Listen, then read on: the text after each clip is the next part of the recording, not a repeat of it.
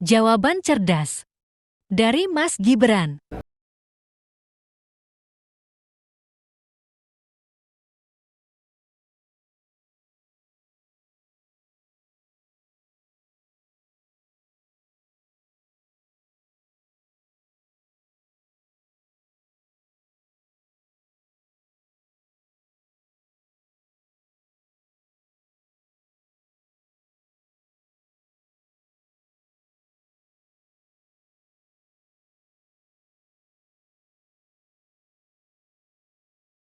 Sudah dikuasai oleh pengusaha-pengusaha tertentu sekarang ini.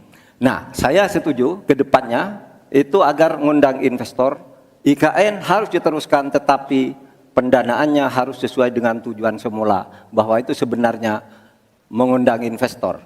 Tapi sekarang ini yang sudah jadi itu semuanya dari APBN. Sehingga memang diperlukan langkah-langkah perbaikan agar warisan baik Presiden Jokowi ini bisa kita lanjutkan. Terima kasih, selesai. Baik, terima kasih. Kita masih lanjut, mohon tenang. Selanjutnya giliran calon wakil presiden nomor urut 1 Bapak Muhaimin Iskandar untuk memberikan tanggapan. Waktu Anda 1 menit. Kita mulai ketika Anda mulai berbicara. Mohon tenang dulu. Iya, saya baru tahu kalau boleh di sini juga, supaya lebih dekat sama panelis. Bisa mulai. Jadi saya setuju bahwa yang paling penting bukan soal infrastruktur dulu atau SDM dulu. Yang paling penting dari ini adalah kemampuan membaca skala prioritas. Seluruh proyek-proyek besar yang ambisius, ini IKN sebagai salah satu contoh saja, itu kalau hanya mengandalkan APBN hampir 500 triliun.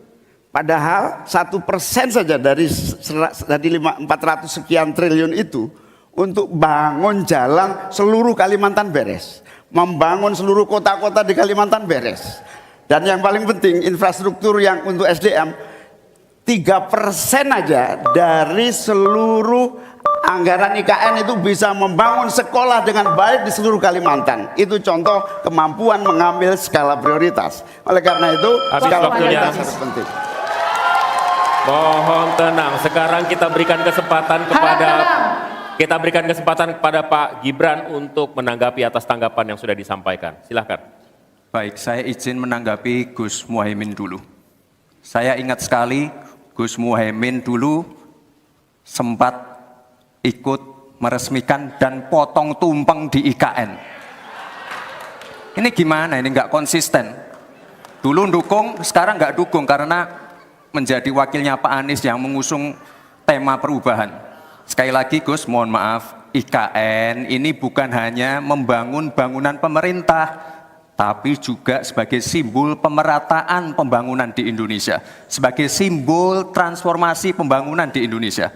Dan untuk menanggapi Prof. Mahfud, Prof, mungkin nanti setelah pulang dari debat bisa di Google, sudah banyak yang masuk, Mayapada, Agung Sedayu.